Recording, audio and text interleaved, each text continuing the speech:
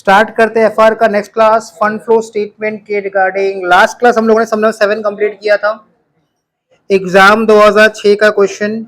आज स्टार्ट करेंगे sum number 8। Sum number 8, page number H73। H73 लिखा है the balance sheet of X Y limited as on 31 December 2020 and 2021 is given below. Equity share capital 3 lakh 5 lakh, 10% redeemable preference shares 3 lakh 2 lakh, surplus में general reserve है, capital reserve है, profit and loss का balance है, non current liabilities नहीं है, trade payables का opening 88,000, closing 1,30,000 और provision for tax का opening 56,000, closing 64। Non current assets के अंदर में हम लोग को प्रॉपर्टी प्लांट एंड इक्विपमेंट के अंदर में टेंजिबल में लैंड एंड बिल्डिंग दिख रहा है, opening closing, plant machinery, goodwill, non current investment, inventory, trade receivables, cash and cash equivalent. In 2021 that is in the current year में 36,000 depreciation has been written off on plant and machinery and no depreciation charge on land and building. A piece of the land has been sold out and the profit on sale has been transferred to capital reserve. A plant was sold for rupees 24,000 जिसका WDV 30,000 था, 6,000 का loss. Dividend received on amounted to 4,200 जिसके अंदर pre acquisition dividend था 1,200। तो 4,200 के अंदर pre acquisition dividend 1,200 है, तो पोस्ट एक्विजिशन डिविडेंड हो जाएगा 3,000। Interim dividend 20,000 has been paid during the year. Proposed dividend last year का दैट इज ओपनिंग बैलेंस इस साल का 54,000 जिसका पेमेंट करंट ईयर में हुआ। In addition to interim dividend और करंट ईयर में हम लोगों ने कमिंग ईयर के लिए प्रपोज्ड डिविडेंड क्रिएट किया है 66। दो चीज बनाना है, एक बनाना है statement of sources and application of fund that is fund flow statement, और दूसरा बनाना है statement showing changes in working capital. तो स्टार्ट करते पहले पार्ट बी के साथ, statement showing changes in working capital. Statement showing changes in working capital.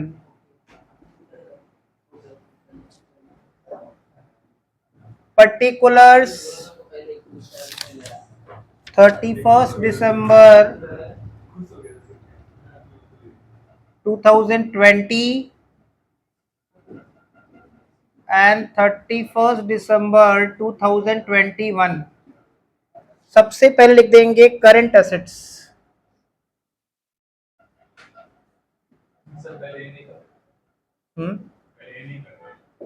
पहले इसको करना पड़ेगा ना, पहले इसको निकाल लेना पड़ेगा। इन्वेंट्री, करंट एसेट्स में सबसे पहला आइटम आ जाएगा इन्वेंट्री। इन्वेंट्री 1,70,000, 1,56,000। इन्वेंट्री के बाद trade receivables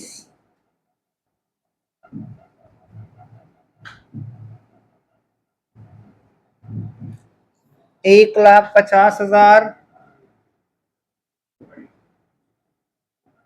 2,16,000।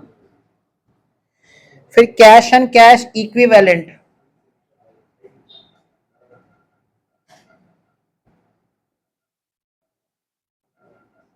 Cash and cash equivalent 34,000,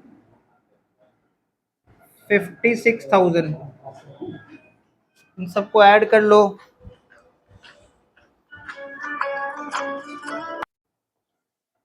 तो इसको ऐड करेंगे 1,70 और 1,50, 3,20, 3,20 और 34 हो जाएगा 3,54। और इसको ऐड करेंगे 1,56,000, 2,16,000, तो ये हो जाएगा 1,56,000, 1,66,000, 1,72,000, 3,72,000, 3,72,000 और 50, 4,22,000 और 6, 4,28,000।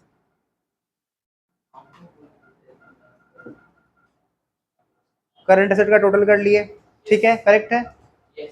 लेस कर देंगे करंट लाइबिलिटीज।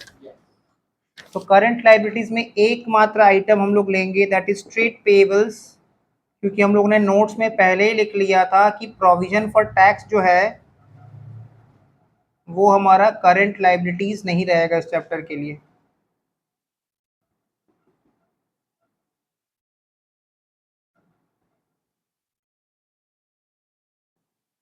ट्रेड पेबल्स जो कि है 88,000 और 1,30,000।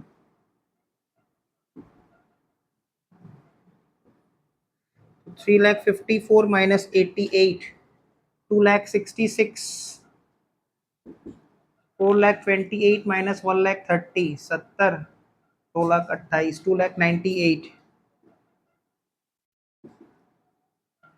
तो वर्किंग कैपिटल 2,66,000 से 2,98,000 हो गया।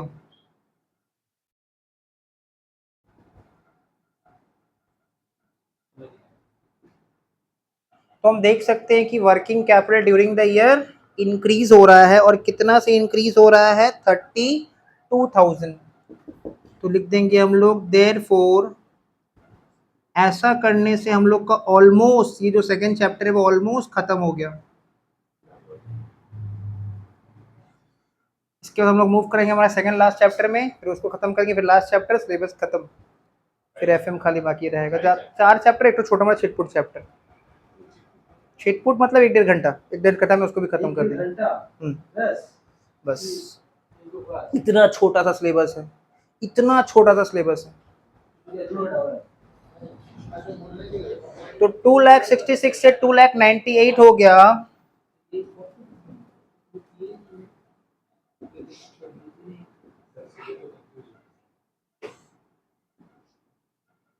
क्या हो गया सुब्रो? तो तुमको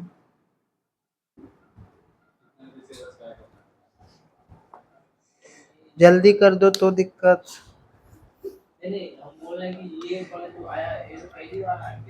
क्योंकि तुम ये क्लास में पहली बार आए हो।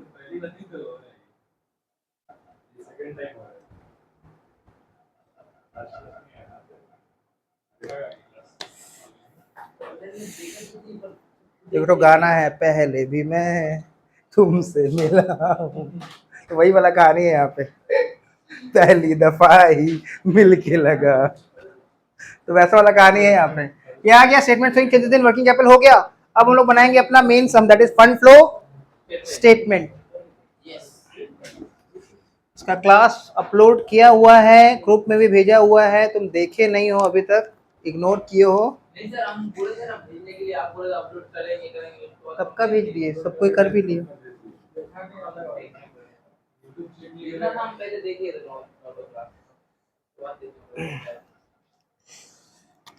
अब बनाएंगे हम लोग fund flow statement.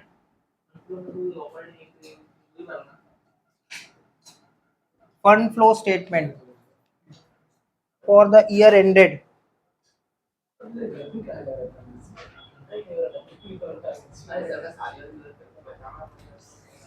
Fund flow statement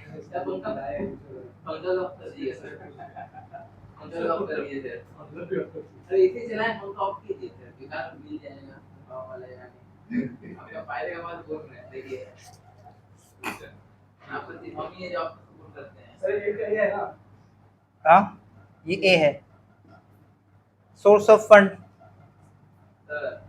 हाँ मुन्ना,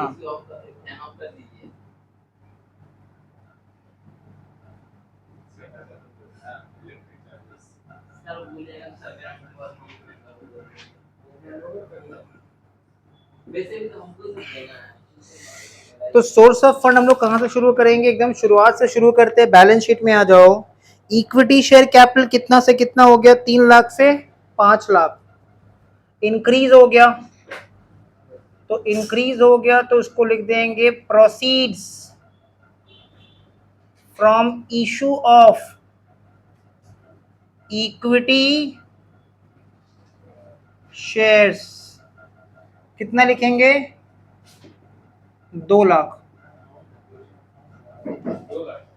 2 लाख, ठीक है, क्लियर। 2 लाख क्यों? 3 लाख से 5 लाख हो गया। कहाँ देख रहे हो? क्वेश्चन नंबर 8 देखो। 3 लाख से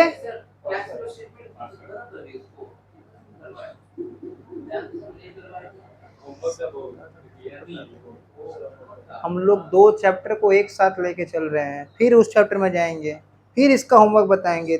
आने वाला 4-5 दिन में दोनों चैप्टर खत्म हो जाएगा। सब खेला है, पहले से सेट किया हुआ है।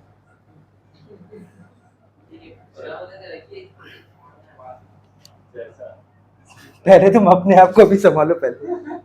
Proceeds from issue of equity shares.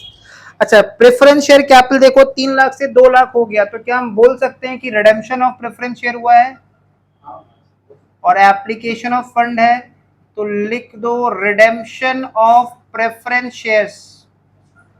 ये सेमेस्टर 5 में तुम लोग का फेवरेट चैप्टर था, redemption of preference shares.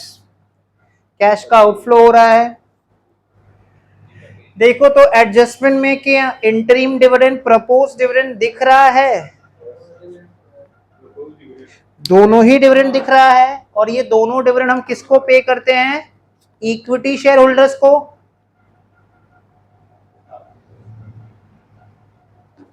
Equity share holders को। और जब भी हम इक्विटी शेयर होल्डर्स को डिविडेंड पे करेंगे, तुमको याद रखना है कि इक्विटी को देने से पहले अगर प्रेफरेंस का हक बनता है तो उसको भी तुमको डिविडेंड दे देना है। तो ध्यान से देखो, लास्ट ईयर प्रेफरेंस कैपिटल कितना था? 3 लाख था। रेट ऑफ डिविडेंड कितना था? 10% था। तो 3 लाख के ऊपर 10% डिविडेंड कितना होता है? 30,000 होता है। तो प्रेफरेंस डिविडेंड पेड 3 लाख के ऊपर 10% डिविडेंड 30,000 एप्लीकेशन ऑफ फंड में आ जाएगा। क्लियर? कोई डाउट नहीं है। बैलेंस शीट का शुरुआत से शुरू कर रहे हैं, एक एक आइटम को पकड़ पकड़ के चलना है। ध्यान से देखो, रिजर्व एंड सरप्लस के अंदर में जनरल रिजर्व दिख रहा है, इसका काम अभी नहीं आएगा, इसका काम आएगा जब हम लोग फंड फ्रॉम ऑपरेशन निकालते हैं। कैपिटल रिजर्व का भी काम अभी नहीं आएगा, पीएल बैलेंस का भी काम अभी नहीं आएगा, नॉन करंट लायबिलिटीज है ही नहीं, ट्रेड पेबल्स का जो होना था वो हो चुका। ठीक है, तो अब हम लोग क्या करेंगे? फंड फ्लो स्टेटमेंट में करीब 10 लाइन का जगह छोड़ देंगे सम बनाने के लिए। 10 लाइन का जगह छोड़ के working note 1, fund flow statement में करीब 10 लाइन का जगह छोड़ के working note 1, provision for taxation account, provision for taxation account का लेजर बना लेंगे। Date particulars, journal folio amount,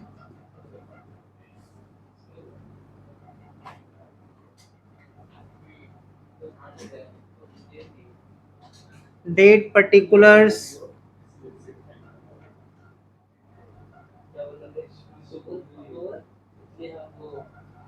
journal folio amount.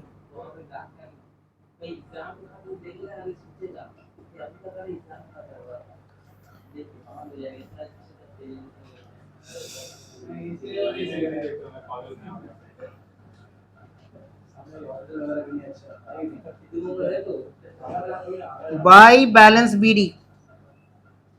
तो प्रोविजन फॉर टैक्स का ओपनिंग बैलेंस हमको क्वेश्चन में दिख रहा है 56,000। ओपनिंग बैलेंस है 56,000 एंड 2022 दिसंबर 31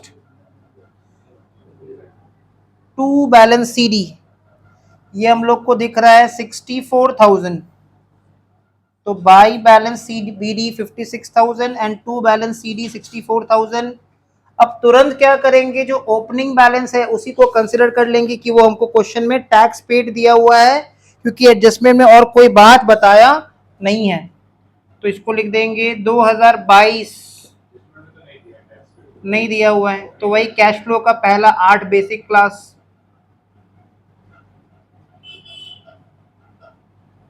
टैक्स पेड बैलेंसिंग फिगर। हमने तुमको 8 तो बेसिक क्लास करवाया है, उसके बाद जाके चैप्टर स्टार्ट किया है। बाकी सब ट्यूशन में 6 क्लास में ही चैप्टर खत्म हो गया है, ये मेरा गारंटी है। ठीक है, तो जिस तरह से बेस बिल्ड किया हुआ है, इससे दोनों ही चैप्टर तुम्हारा एकदम बटर फ्लो होना चाहिए एकदम। तो ओपनिंग बैलेंस ही हो जाएगा टैक्स पेड, और बैलेंसिंग करेंगे तो देखो जो क्लोजिंग होता है वही हो जाता है बाई पीएल। अच्छा, ये 2021 ही रहेगा। हाँ, यहाँ पे 2022 कर दिए थे, ये भी 2021 रहेगा, ठीक है, 2021 रहेगा, 2021 जनवरी में, 2021 दिसंबर 30, दिसंबर 31। तो इसको लिख देंगे बाई स्टेटमेंट ऑफ पीएल, नीचे डैश दे के ट्रांसफर बैलेंसिंग फिगर, या फिर बैलेंसिंग फिगर नहीं तो चलेगा, 64,000। तो बस ऐसा करने से पीएफटी का लेजर हो गया खत्म। यहाँ से हमको पता चल गया टैक्स पेड कितना और बाई स्टेटमेंट ऑफ पीएल कितना है। तो कितना आ रहा है, 1,20,000। अब ये जो टैक्स पेड निकला इसको कहाँ लिखना चाहिए, एप्लीकेशन ऑफ फंड की source of fund, application of fund में बैठा दो। टैक्स पेड 56,000, लाइबिलिटी साइड खत्म। कितना जल्दी देखो लाइबिलिटी साइड खत्म हो गया। एसेट साइड में आ जाओ, एसेट साइड में आ जाओ। एसेट साइड में लैंड और बिल्डिंग दिख रहा है हमको, लैंड एंड बिल्डिंग। तो लैंड ऑन बिल्डिंग के लिए हम लोग बना लेंगे working note 2, land and building account.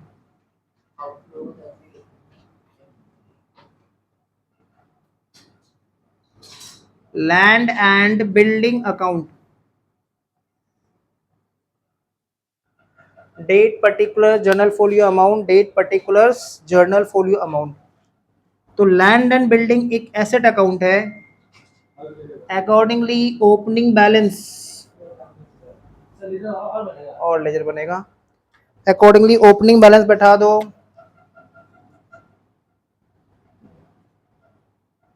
2021 जनवरी का 1 तारीख ओपनिंग बैलेंस लिख देंगे टू बैलेंस बीडी।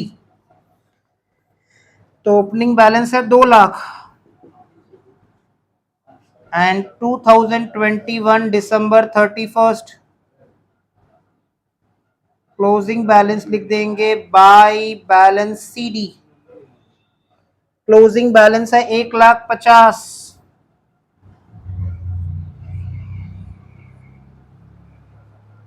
क्वेश्चन में लिखा हुआ है कि ड्यूरिंग द ईयर हम लोगों ने एक पीस ऑफ लैंड सेल किया था, जिसमें नंबर 2 पढ़ो, एंड सच प्रॉफिट, बेचने के बाद प्रॉफिट हुआ था और प्रॉफिट कैपिटल रिजर्व में ट्रांसफर हो गया था। मतलब जर्नल एंट्री पास हुआ था land and building debit to capital reserve. तो यहां पे लिख देंगे टू कैपिटल रिजर्व। देखो capital reserve at the beginning of the year nil था, कुछ था ही नहीं, but at the end of the year कितना हो गया, 50,000। रिजर्व एंड सरप्लस में आता है कैपिटल रिजर्व। तो रिजर्व एंड सरप्लस में हमको दिख रहा है कि capital reserve at the beginning of the year nil था, एंड ऑफ द ईयर 50,000 हो गया। मतलब during the year capital reserve का फिगर कितने से बढ़ गया, 50,000 से बढ़ गया। तो इस लेजर को बैलेंसिंग करने से हमको पता चल जाएगा कि जो लैंड सेल हुआ है वो सेल कितना में हुआ है, 1,00,000 रुपया में सेल हुआ है। लैंड को बेच के पैसा कितना आया था, 1,00,000 रुपया। तो उसका जर्नल एंट्री क्या होता है, bank account debit to land. तो लैंड एंड बिल्डिंग में पोस्टिंग कर देंगे by bank.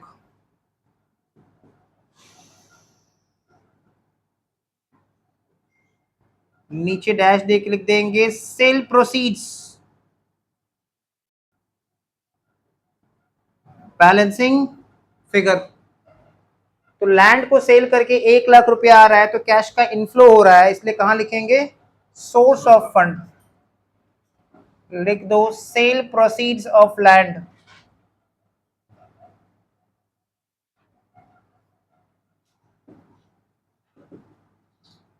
Cell proceeds of land, bracket में लिख देंगे रेफरेंस वर्किंग नोट 2। अपना देंगे working note 3, plant and machinery account. तो प्लांट एंड मशीनरी का देखो ओपनिंग बैलेंस दिया हुआ है 1,80,000, तो लेजर में लिख देंगे to balance BD. Plant and machinery का लेजर में लिख देंगे टू बैलेंस बीडी 1,80,000, और क्लोजिंग बैलेंस लिख देंगे 2021 दिसंबर 31 by balance CD. 3,82,000। Adjustment number 1 पढ़ेंगे। ड्यूरिंग द ईयर डेप्रीशिएशन कितना चार्ज हुआ था प्लांट एंड मशीनरी के ऊपर? 36,000।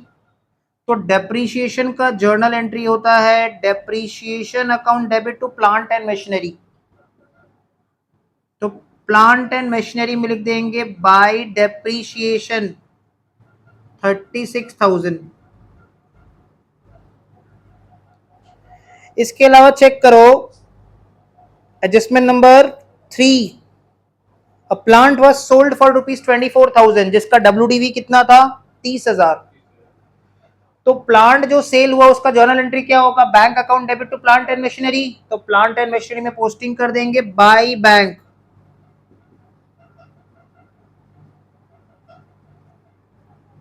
नीचे डैश दे के सेल प्रोसीड्स कितना? 24,000। Sale proceeds 24,000। और बेचने के बाद जो लॉस आया उसको लिख देंगे बाय PL। नीचे डैश दे के लॉस ऑन सेल 26,000। तो बस अब बैलेंसिंग कर दो इस लेजर को। बैलेंसिंग करके पता चल जाएगा कि ड्यूरिंग द ईयर कोई हिडन परचेज है कि नहीं। क्रेडिट साइड को ऐड कर दो 30, 66, 66 और उधर पे दो 68, 68 और 80 1,48,000 4,48,000। टोटल 4,48,000 आ रहा है ना। 4,48,000 माइनस 1,80,000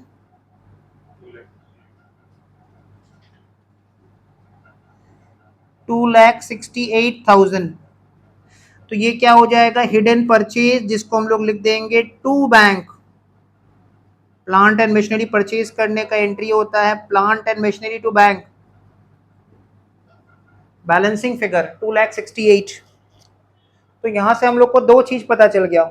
एक तो क्वेश्चन में पहले से ही दिख रहा था sale proceeds of plant and machinery, sale proceeds of plant and machinery कितना? 24,000। और दूसरा दिख रहा था purchase of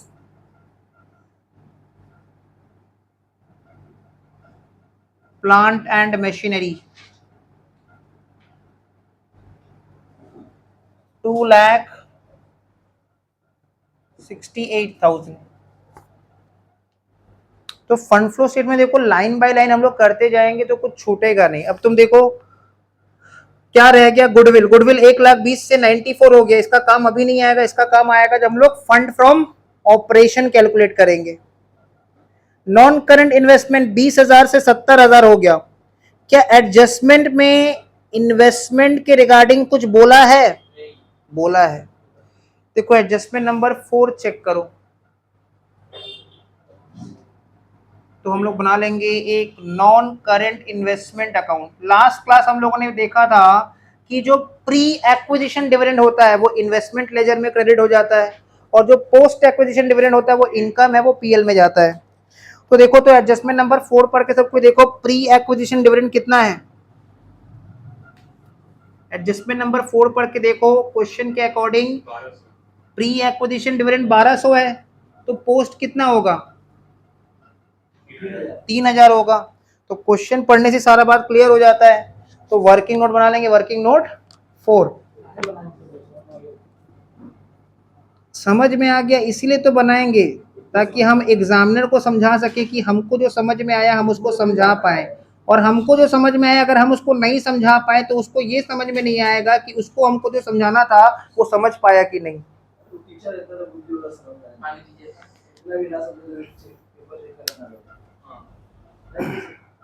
non current investment account.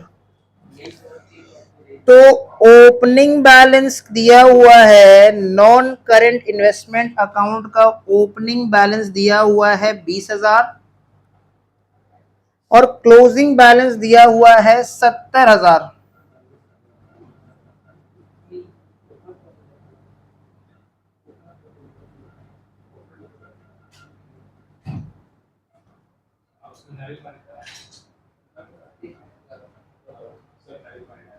तो ओपनिंग बैलेंस 20,000 और क्लोजिंग बैलेंस 70,000। इसके अलावा तुम चेक करो, इन्वेस्टमेंट में प्री एक्विजिशन डिविडेंड क्रेडिट होता है, और एडजस्टमेंट नंबर 4 में बोल दिया है प्री एक्विजिशन डिविडेंड कितना, 1200, जिसका जर्नल एंट्री क्या होगा, लिख लो, अगर कहीं लिखना हो तो। लास्ट क्लास में शायद लिखे नहीं थे एंट्री, यहाँ पे लिख लो, जहां पे नोट्स लिखे थे वहीं पे लिख लो।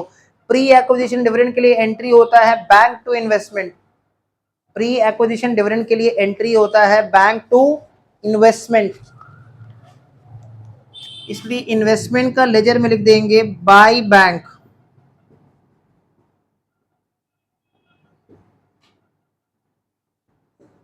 नीचे डैश दे के प्री एक्विजिशन डिविडेंड 1200। तो इस लेजर को जब बैलेंसिंग करेंगे तो हमको पता चल जाएगा कि ड्यूरिंग द ईयर कितने का इन्वेस्टमेंट हमने परचेज किया था।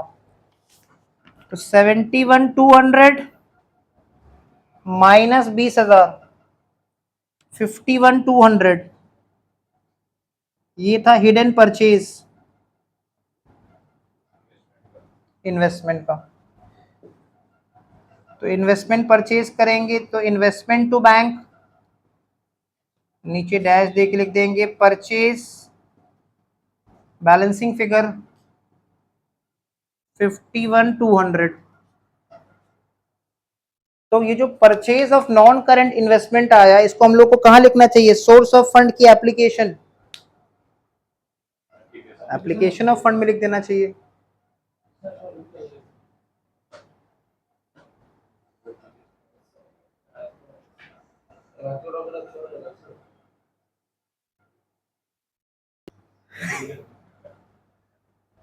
Purchase of non current investment कितना है, 51,200।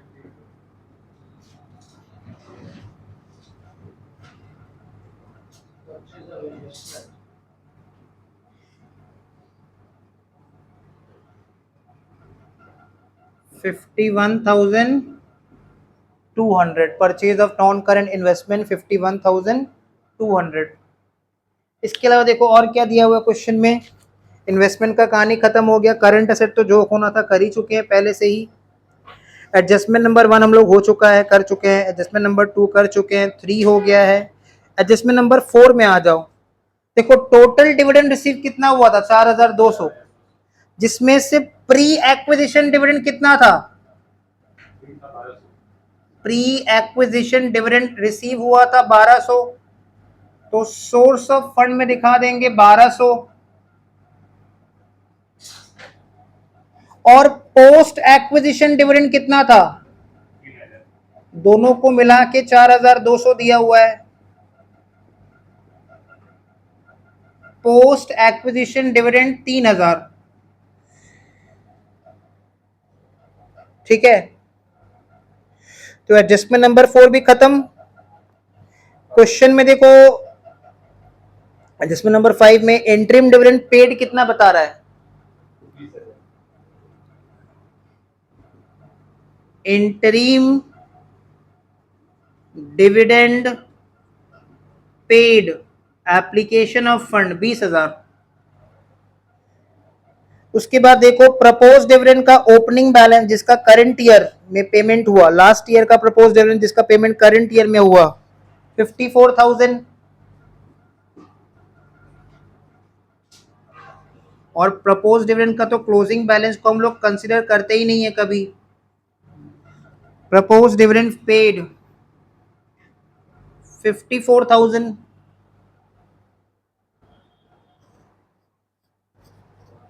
इसके अलावा तुम चेक करो statement showing changes in working capital में हमने निकाला था इंक्रीज इन वर्किंग कैपिटल, और हम लोग ने डिस्कस भी किया था कि working capital is equals to current asset, working capital is equals to current asset. जैसे increase in current asset cash का आउटफ्लो होता है, वैसे इंक्रीज इन वर्किंग कैपिटल भी कैश का आउटफ्लो माना जाएगा, और इसको हम लोग कहाँ लिख देंगे, एप्लीकेशन ऑफ फंड में।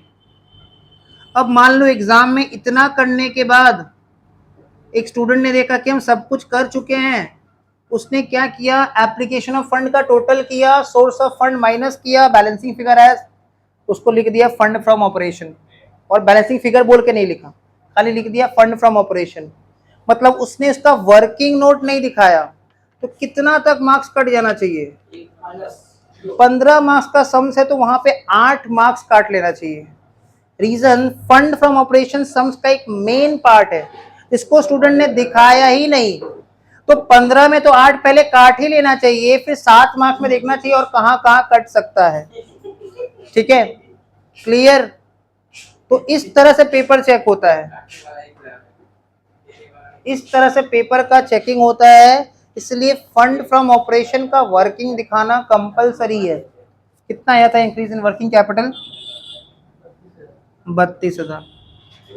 तो अब बनाएंगे वर्किंग नोट कौन सा, 6, 6 था कि 5 था, 5। तो यहाँ पे बना रहे हैं working note 5, computation of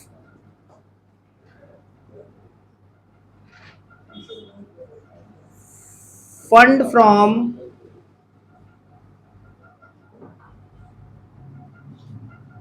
operations, computation of fund from operations,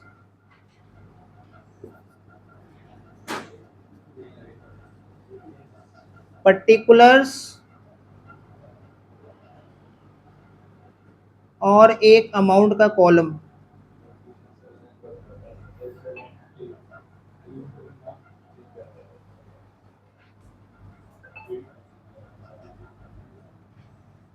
सबसे पहले लिख देंगे closing balance in statement of PL.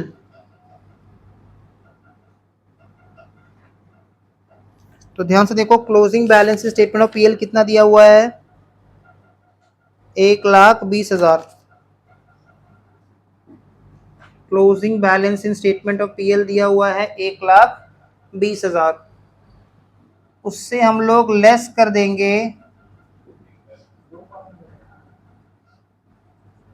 दो कॉलम बना लो, opening balance in statement of PL,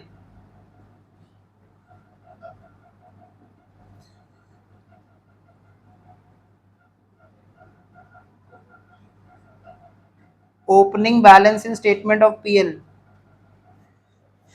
तो opening balance in statement of PL था 90,000,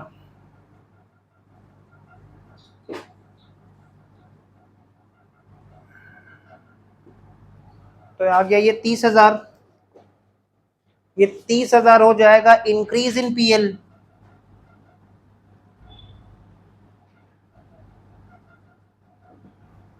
इंक्रीज इन पीएल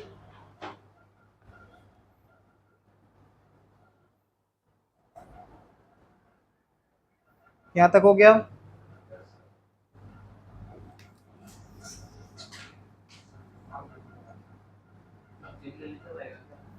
अब इंक्रीज इन पीएल के बाद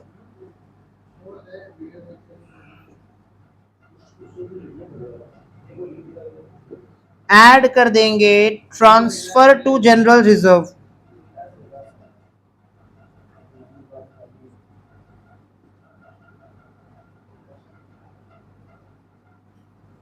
देखो जनरल रिजर्व का बैलेंस कितना से कितना हो गया,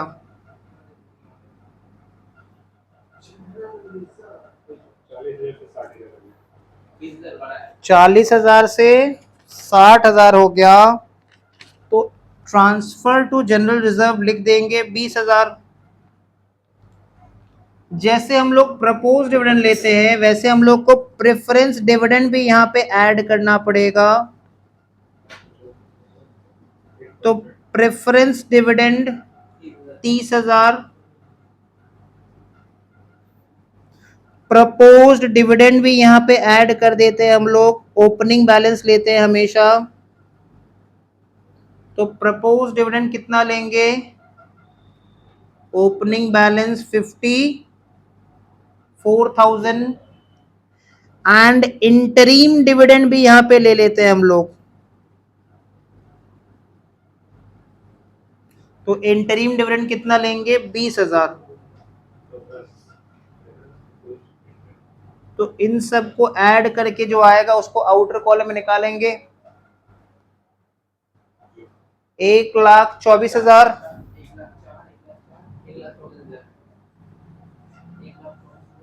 इंक्रीज इन पीएल था 30,000, उसमें 1,24,000 ऐड करने पे आ जाएगा 1,54,000, और यही हो जाएगा net profit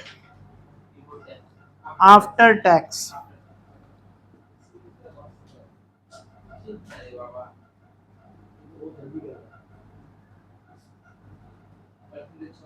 net profit after tax. अब नेट प्रॉफिट आफ्टर टैक्स निकालने के बाद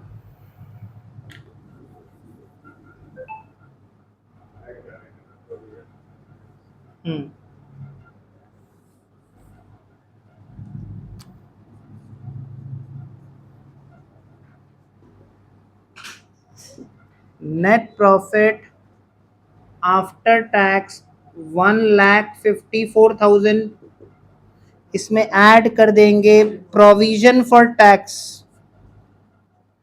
जो प्रोविजन फॉर टैक्स का लेजर में बाई पीएल बोल के आया था, करंट ईयर में जो प्रोविजन क्रिएट किए थे।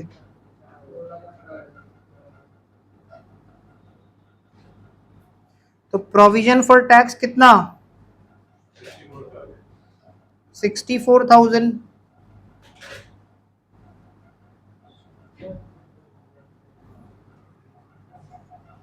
तो 1,54,000 में 64,000 ऐड कर दो, 2,18,000। ये हो जाएगा हम लोग का net profit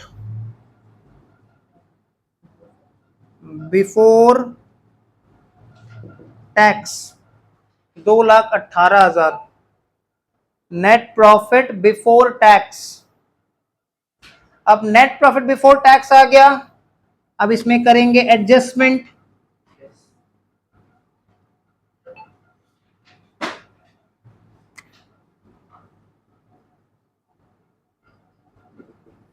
net profit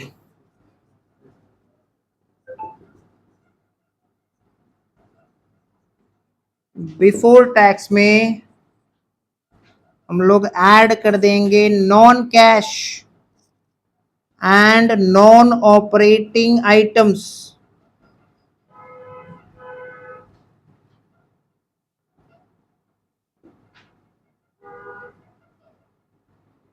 non cash and non operating items, जिसमें सबसे पहला आइटम क्या आ जाता है? डेप्रीशिएशन।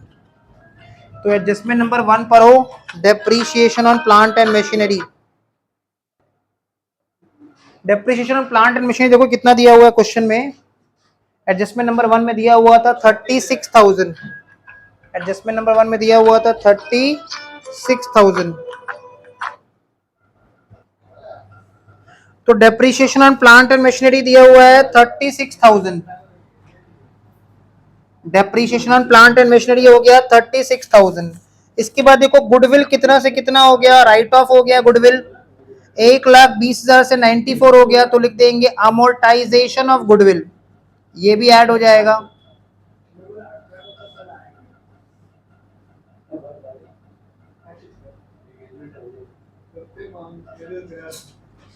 अमोर्टाइजेशन ऑफ गुडविल, तो ये हो जाएगा 26,000 अमोर्टाइज्ड, राइट ऑफ हो गया। इसके अलावा देखो और क्या क्या ऐड होता है? Interest on loan, interest on debenture, वो सब कुछ नहीं था। याद रखना एक loss on sale of machinery था, वो ऐड हो जाएगा।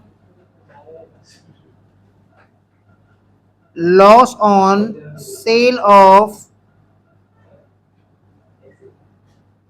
मशीनरी 36,000, ये ऐड बैक हो जाएगा। इसके अलावा याद करो देखो कोई फिक्टिशियस एसेट रिटर्न ऑफ नहीं है, कोई premium on redemption of debentures preference shares नहीं है, कोई इंक्रीज इन प्रोविजन नहीं है। ठीक है, तो कर दिया ना, कितना था? 6,000 था, सिर्फ 6,000, 36 लिख दिए, 6,000 था। और कुछ ऐड का आइटम, और कुछ ऐड का आइटम नहीं आएगा बस। तो कितना आ जा रहा है, 36,000 और 20, 56,000, 62, 68,000। तो 2,18,000 और 68,000 कितना, 2,86,000, 2,86,000। तो 2,86,000 को ऊपर लिख दे रहे हैं फिर से, इसी 2,80, इसके सामने कुछ नहीं लिखेंगे। 2,86,000 से अब हम लोग लेस कर देंगे non operating income.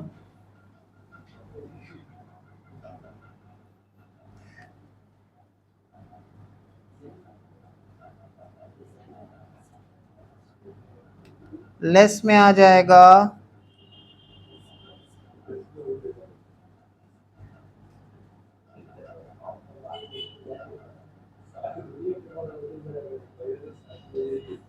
Non operating income, जिसमें देखो आ जाएगा पोस्ट एक्विजिशन डिविडेंड।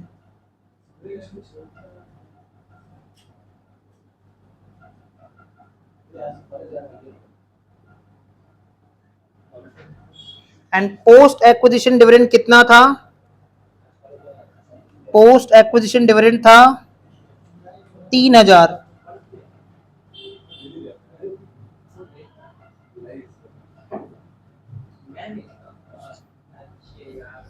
तो देखो पोस्ट एक्विजिशन डिविडेंड था 3,000, तो फाइनली हमारा आंसर आएगा फंड फ्रॉम ऑपरेशन 2,83,000।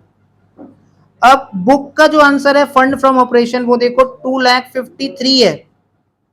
तो 30,000 का डिफरेंस क्यों आ रहा है, क्योंकि हम लोगों ने प्रेफरेंस डिविडेंड को लिया है सम्स में, और बुक वाले ने प्रेफरेंस डिविडेंड को सम में नहीं लिया है, तो यही रीजन है डिफरेंस का।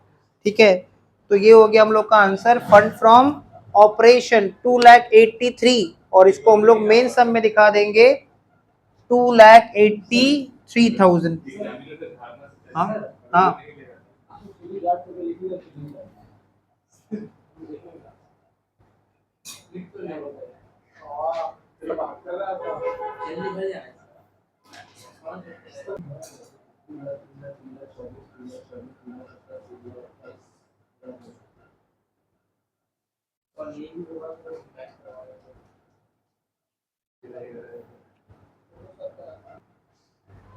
$6,11,200, 6,11,200 ये दोनों तरफ का टोटल है। एक बार फिर से बता रहे हैं, लास्ट टाइम हम लोगों ने प्रेफरेंस डिविडेंड 30,000 लिया है, देखो बुक से हमारा आंसर का 30,000 का डिफरेंस रहेगा। ठीक है, और हमने इस अजम्पशन पे लिया है कि अगर हम इक्विटी शेयर होल्डर्स को डिविडेंड दे रहे हैं तो हम लोग प्रेफरेंस होल्डर्स को डिविडेंड देंगे ही देंगे। ठीक है, तो ऐसा करने से सम हम लोग का कंप्लीट हो गया। हम लोग फटाफट सम नंबर नेक्स्ट जो सम्स उसको होमवर्क ले लेते हैं। सम नंबर 9 देखो क्या दिया हुआ है, एग्जाम 2019 का question. Following are the liabilities and assets of Andhra limited.